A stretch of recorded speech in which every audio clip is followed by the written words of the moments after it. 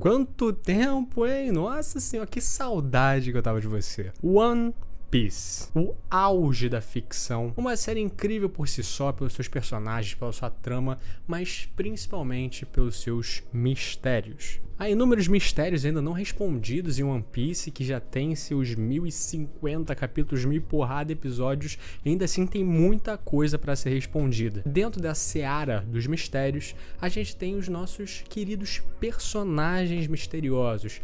Personagens esses que a gente sabe que vão ser importantes para a série em algum momento, mas que a gente não sabe praticamente nada. A gente pode citar aqui o maior exemplo de todos esses, o Shanks, o Ruivo, que é o cara que simplesmente fez o protagonista seguir o caminho de um pirata, seguir o caminho que a gente tá vendo, e ainda assim ele tem um tempo de tela inferior a 10 minutos. Ou seja, ele apareceu na série o equivalente a 10 minutos. Considerando que um episódio de One Piece tem 20, é loucura isso. Ou, por exemplo, o pai do nosso protagonista, o Monkey D. Dragon, o revolucionário, o líder dos revolucionários, o homem mais procurado do mundo, e ainda assim a gente não sabe também nada sobre ele. Entre infinitos outros aí, a gente tem o líder do governo mundial, que a gente não sabe também nada, só a característica física dele, que é o Win, e até mesmo o cara que está sendo construído para ser o maior vilão de One Piece, o Barba Negra, que a gente sabe alguma coisa, mas também não sabe das motivações, não sabe das relações, não sabe por que ele está fazendo tudo que ele está fazendo, não sabe de praticamente nada. Porém, há um personagem que eu gostaria de falar. É um personagem que, na minha opinião, é um personagem incrível e que ninguém fala sobre. Todo mundo na comunidade de One Piece simplesmente esquece até mesmo que esse cara existe. Ou quando fala por cima e nem vê a importância que esse cara tem. Ou que, pelo menos, o que eu acho que o autor de One Piece, o Oda, quer que a gente perceba a importância que ele tem. Estou falando do xerife demônio Lafitte. Ele é o navegador do Barba Negra, um dos 10 capitães titânicos e faz parte ali da formação original da tripulação do Barba Negra. Mas aí você me pergunta, por que caralho tu acha que o Lafitte é o personagem mais misterioso, blá blá blá? Seguinte, eu vou falar aqui alguns feitos do Lafitte e depois uma teoria que eu tenho sobre ele. A primeira vez que a gente vê o Lafitte na série é o seguinte: eu acho que não teve nenhum personagem com uma introdução tão foda e significativa quanto a dele. E que muito provavelmente você até se esqueceu. Depois do Luffy ter derrotado o Crocodile em Alabasta, uma vaga dos Chibukais ficou vaga. Então, uma reunião foi convocada na Terra Sagrada Marijoa, a terra onde os maiores assuntos são decididos, a terra onde os deuses desse mundo, os dragões celestiais, residem. Ou seja, a gente pode considerar que é o lugar mais seguro do mundo, um lugar impenetrável, onde as maiores forças estão reunidas. E essa reunião é convocada entre os Chibukais, e nessa sala dessa reunião está Doflamingo, Kuma, Mihawk, Sengoku, Tsuru e outros marinheiros de patente alta. E simplesmente esse filho da puta aparece. 今回の議題に関わる海賊たちに少々興味があってな。それだけだ。ならば、私も傍観希望ということでよろしいか？いや、傍観というのも少々違いますが。貴様何者だ。一体どこから入んの？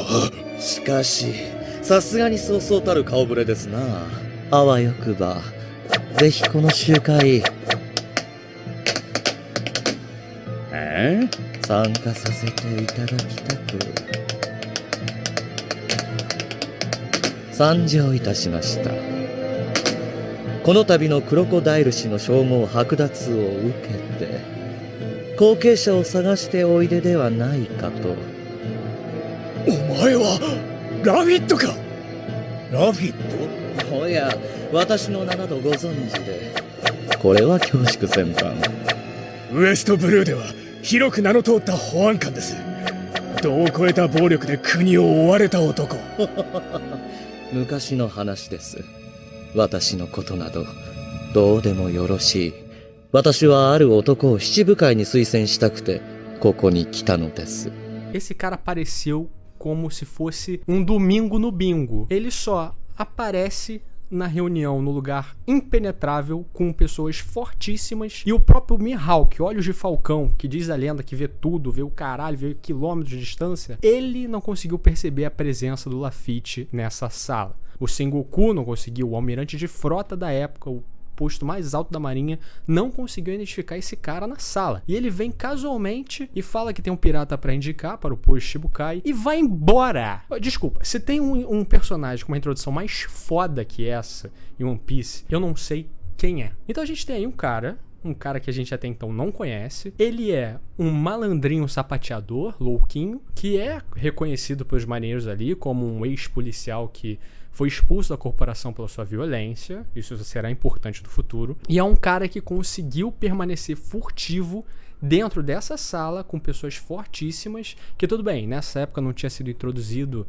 o conceito de hack de observação, mas dá pra entender que eles iriam percebê-lo se fosse o caso. Além de que é mostrado nitidamente o Mihawk como ali um ponto de surpresa que ele estava ali. Isso não é à toa, afinal o Mihawk é reconhecido como um cara com uma observação diferenciada. E também tem outra pergunta: como caralhos ele chegou ali? Como que ele conseguiu não só chegar na Terra Sagrada, um ambiente impenetrável, como conseguir chegar tão longe a ponto de entrar na reunião sem ser detectado no terreno mais impenetrável do mundo? Enfim.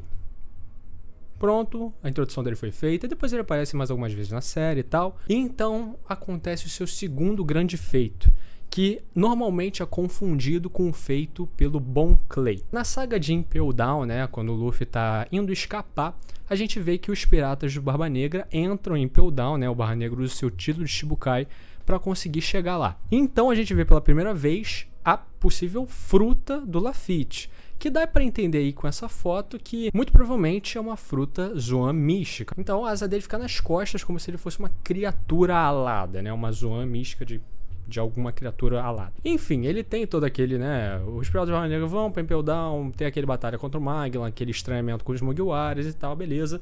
Eles seguem. O Luffy foge junto com a tropa dele para a Marineford para resgatar o Ace.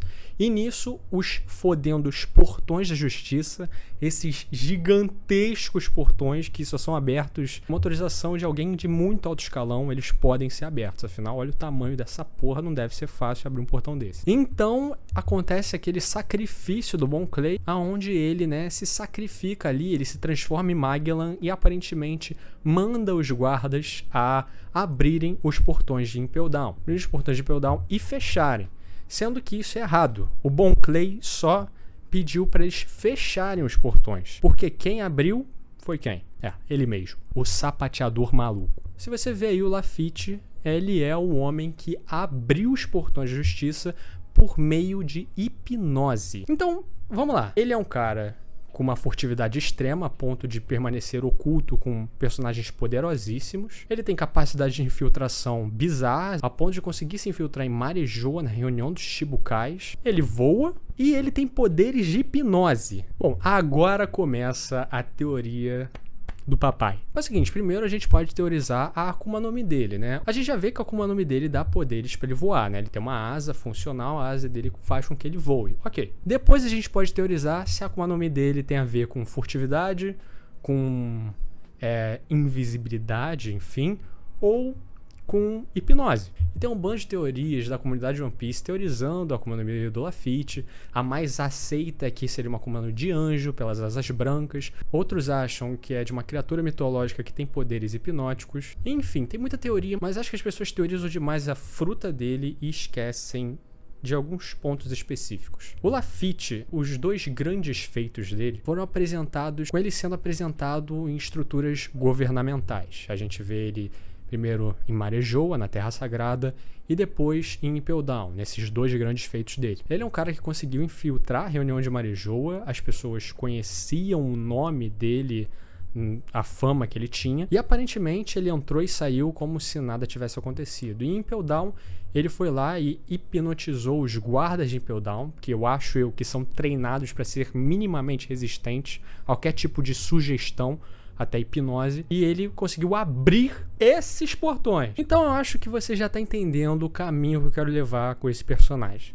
Mas para embasar ainda mais a minha teoria, porque aqui não tem miséria, para quem conhece a obra sabe que há diversos personagens de One Piece que foram inspirados em personagens da era da pirataria real, que aconteceu no mundo. Como, por exemplo, o Goldie Roger é inspirado no pirata famosíssimo que foi conhecido como Rei dos Piratas, Henry Avery, que tinha um puta tesouro escondido em algum lugar. Ou até mesmo inspirações que levam até o nome. Por exemplo, o Eustace Captain Kidd é inspirado diretamente no pirata William Captain Kidd. Eles são bem iguais assim em modos de como fazer as coisas, até seus métodos de tortura são bem parecidos. A gente tem o próprio Barba Negra, né, que além do nome e da alcunha, ele também é um cara que era visto como um cara extremamente estrategista, oportunista, assim como o Barba Negra de One Piece é também. E o Lafitte vem do pirata Jean Lafitte, que foi um pirata francês que agiu no Golfo do México no início do século XIX. E algo muito importante que é dito na sua informação, que provavelmente o seu nome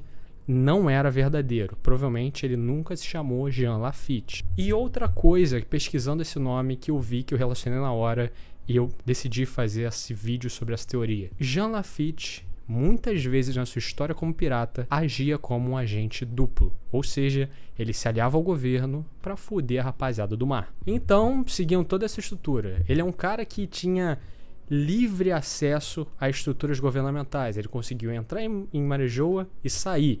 Ele aparentemente hipnotizou os guardas de Impel Down. E todo esse background dele de ser um ex-policial que foi afastado pela sua violência exacerbada.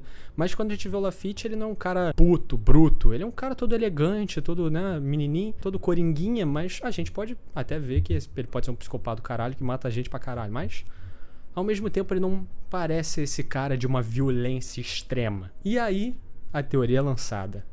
E se Jean Lafitte for, na verdade, um agente da Cypherpol? Porque venhamos e convenhamos, ele é bem parecido com o agente da Cypherpol. Tem bastante o perfilzinho daquele filho da puta de Cypherpol, né? E, cara, eu vejo ele com um terreninho junto do Rob Lute. E ele, na verdade, foi plantado na tripulação do Barba Negra, né? Ele fez com que os caminhos deles fossem cruzados, porque a gente sabe que o Barba Negra tem uma certa, entre aspas, relação não explicada com o terror do governo mundial Rox de Shebeck. Foi considerado o maior pirata do mundo, o cara que uniu na sua tripulação pessoas como Big Mom, Kaido, Chique. E a gente sabe que o Barba Negra, o nome do barco dele é Saber of Shebeck, o sabre de Shebeck, e que também ele tem ambições bem parecidas com a desse pirata. Até mesmo a base do Barba Negra é a mesma ilha onde o Roxy Shebeck juntou a tripulação e tudo mais. E essa teoria está incrustada em outra, porque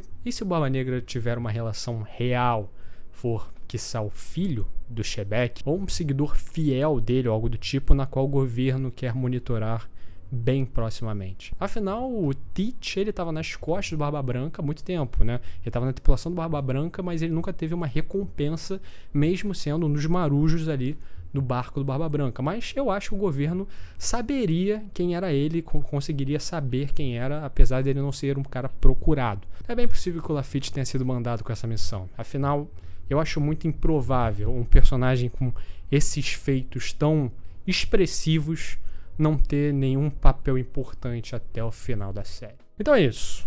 Gostou da teoria? Acho que foi embasado ou acho que eu tô falando uma merda absurda? Pode falar aí, não tem problema, beleza? Tchau!